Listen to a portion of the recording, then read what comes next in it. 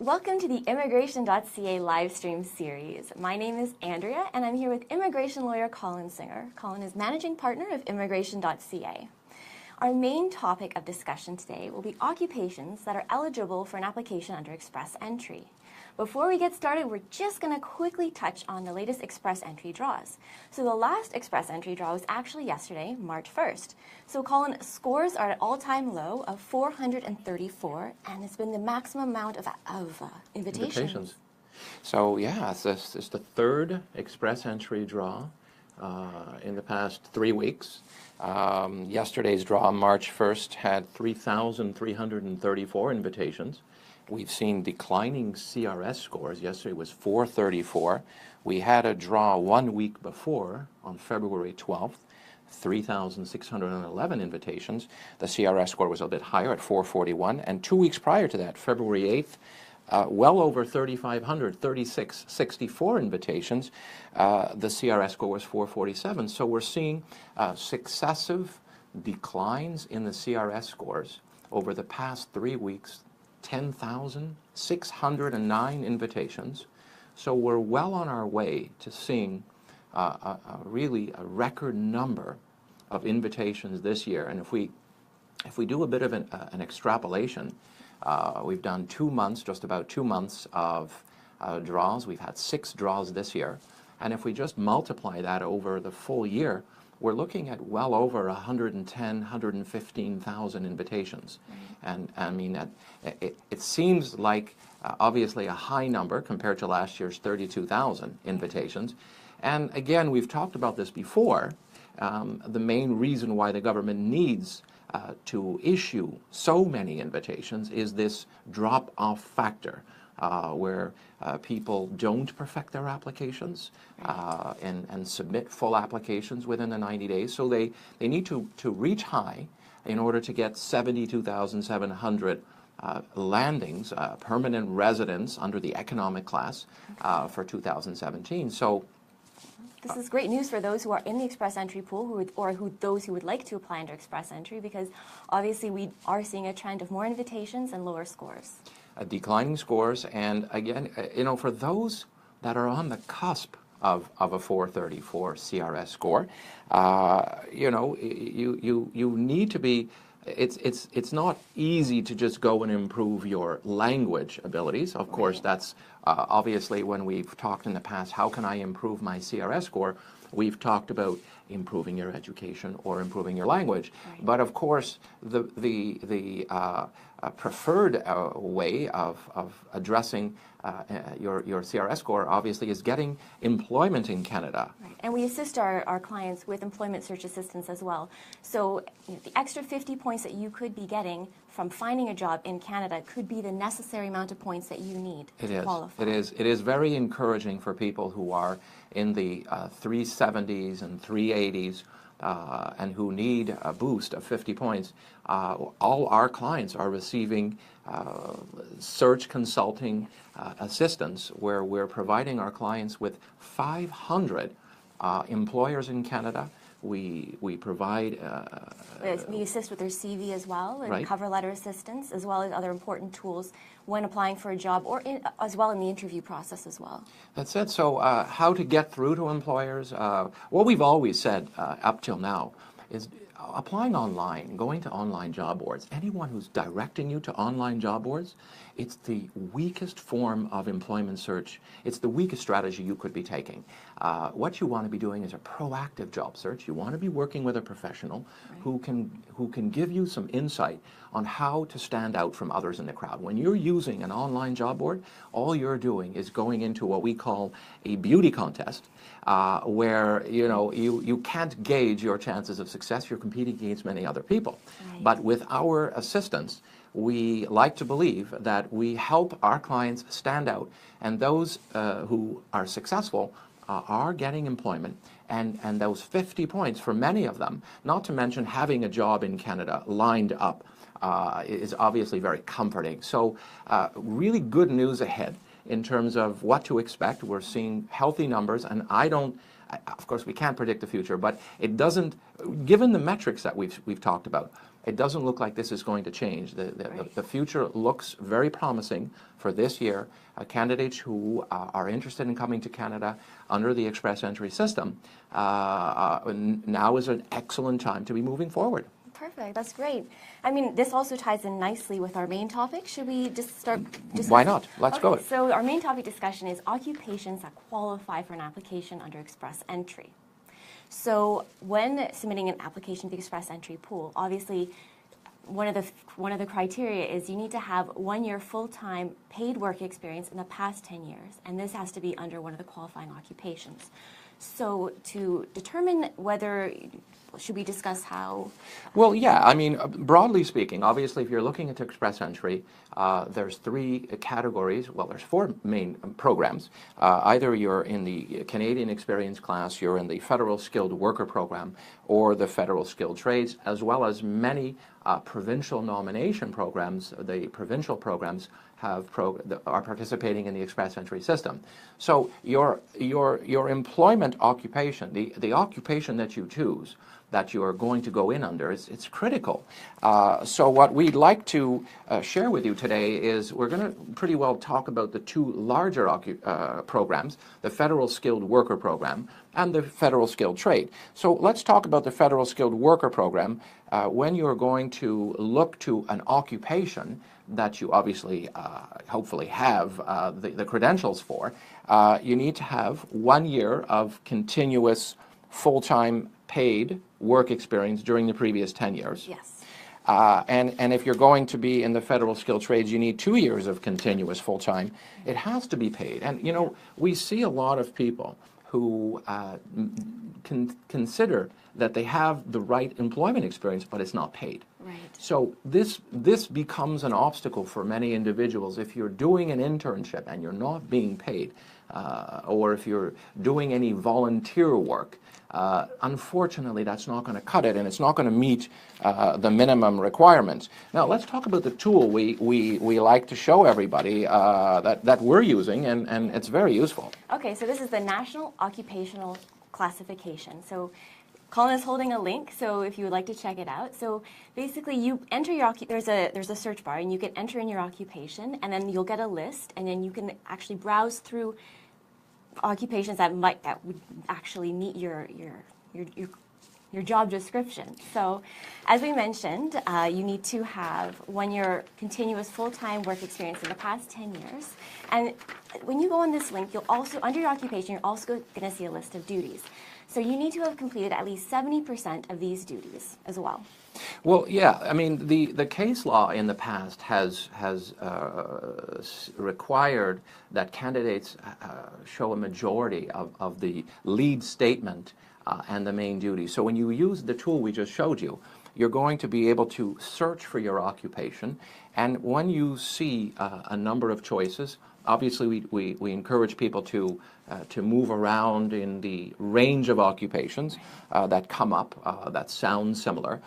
When you find the best occupation, you're going to see a lead statement for, let's say you're a nurse. If you're a registered nurse, you're going to have a lead statement. And the lead statement and the duties combined, you want to be in a perfect sense. Of course, in a sense that to have a strong application, you want 70% of your duties and the lead statement covered in terms of what you do against the descriptions that are being used to gauge whether you, in fact, fulfill the requirements for that occupation. Exactly. Yes. So the test really is not ingrained in stone. No. We obviously are going to work with people who don't have the full, every single detail. It's the majority. It's certainly, again, we try to use a number of 70%. Right. Now, you'll also find on that descriptive, for example, licensing requirements. The employment requirements relating to licensing and education. So you'll be able to look at that tool, find your occupation, and you'll be able to gauge whether you have the minimum education. Now, they often use words like usually. They describe occupational requirements in terms of may or usually perform, or usually have a degree.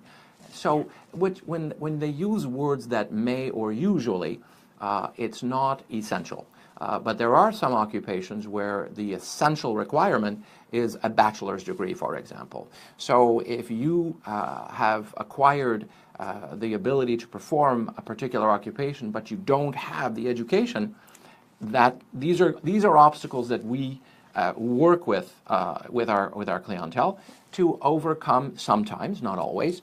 So these are really important. Now let's talk about the large groups of categories and unit groups. Okay, so say if you're applying under Express Entry, your occupation must fit under NOC A, B, or 0. These are the categories. So NOC 0, these will be managerial occupations, for example. NOC A, those that fit under the group A would be occupations that require a university degree, usually.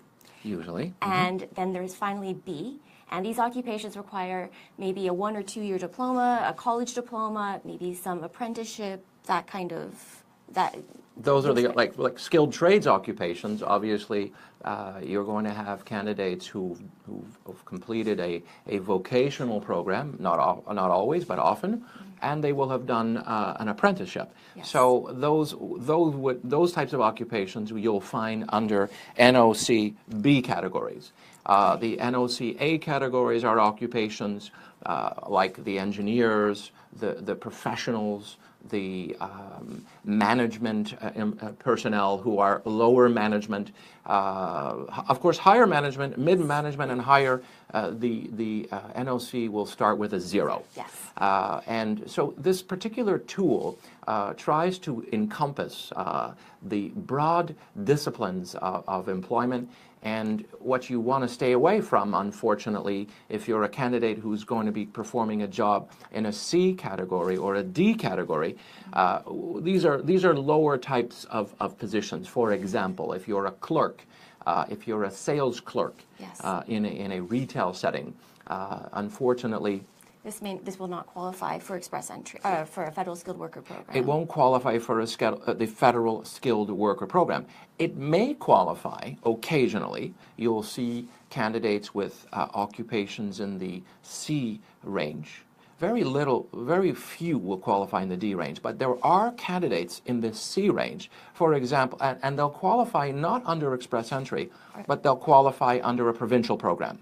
A particular province has a shortage of certain types of occupations. For example, where we're very active is long-haul trucking. Yes. So a long-haul trucking position will have an NOC classification of C, and that you won't qualify for Express Entry, but you'll have to come to Canada first on a work permit, and then ultimately you'll be going in under a provincial pilot project, and we've covered this on our website. But back to the point, the three broad groups, the broad categories are O, A, and C. I'm so sorry, O, A, and B. Now, on our site, we have a list of what we've combined 347 occupations. So you can always go to the website to check out the list to see where you fit in. Under the eligible federal skilled worker occupations on our website, we've actually gone through the entire NOC code, and we've come up with 347 federal skilled occupations plus the federal skilled trades.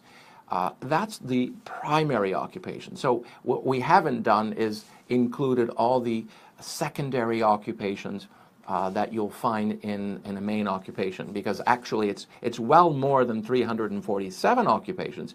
But in terms of primary occupations, go to our website under the eligible occupations, and you'll see our list of, and then you can use that tool that we've just described earlier, the tool which is the website for the NOC. Right. So, in terms of, just wanted to go over, I think what we want to talk about is some major points, major tips that people are needing to keep in mind.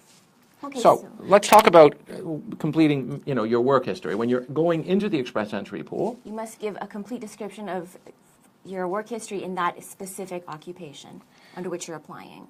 And in terms of disclosing, your best work experience, in other words, Yes.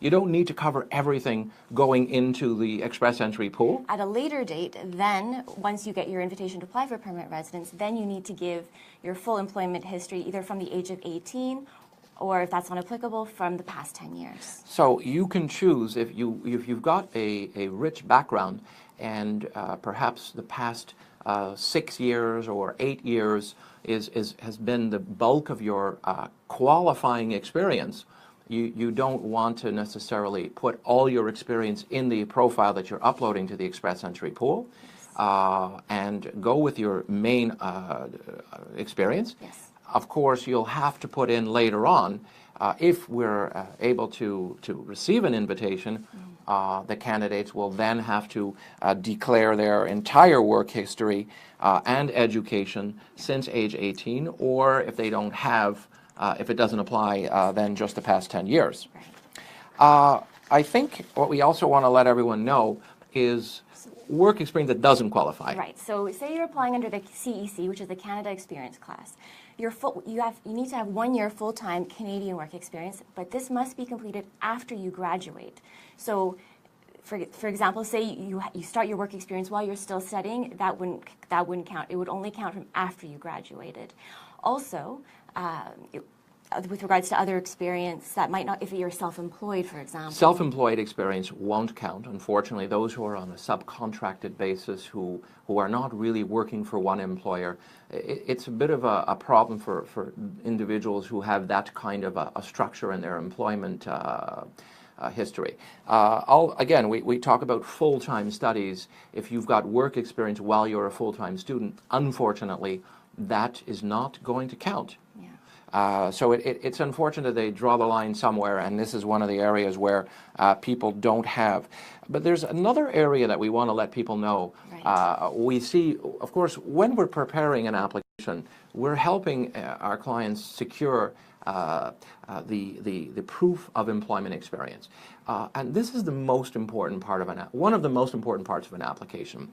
And what you don't want to be doing is going to your employer, opening up the NOC code that applies to your occupation and asking the employer to give you your reference letter that pretty much copies or plagiarizes the NOC description. We see many people doing that. Unfortunately, what you want to do, and what we do, is we don't write employment letters, of course not, we can't do that, but we give you good insight on what you should include and what you shouldn't be doing. And I think what we do see occasionally are people producing letters that clearly were copy and paste from the NOC tool, and this will raise red flags. It does. Yeah. So you may have gotten an invitation, and now you're uploading some of your other experience and such. And when you're putting together your employment letters that unfortunately replicate the NOC code, this is really something that is not advisable. So part of what we do is we work with our clients in making sure that the proof of employment experience is going to work. Yes.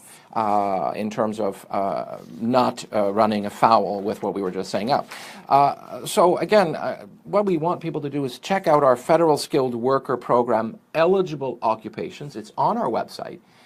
We've covered the 347 primary occupations in the Federal Skilled Worker category, as well as the Federal Skilled Trades.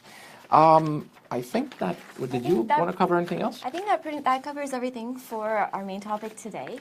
If you're interested in coming to Canada, please do go to our website, immigration.ca, and you can complete our free online evaluation form. We'll then evaluate your options and we'll get back to you. We also provide our clients with immigration assistance as well as employment search assistance as well. And for our next live stream, please follow us on Facebook. It'll be in the next 2 weeks, so we'll keep you posted. And you can always follow us on social media. Well, definitely what we want people to do is like us on Facebook, if you haven't already done so. I can say we can confirm our next live stream is going to be 2 Thursdays from today. So that's March the 16th, 11 a.m. We're going to continue on our discussion from today. It's going to be part 2. We'll let you know what the topic is, some really important elements on the employment side. So follow us on Facebook and stay in touch with us, and pretty much, Pretty much, and we'll see you in the next live stream. thanks for joining us. Have a wonderful day. Thank you.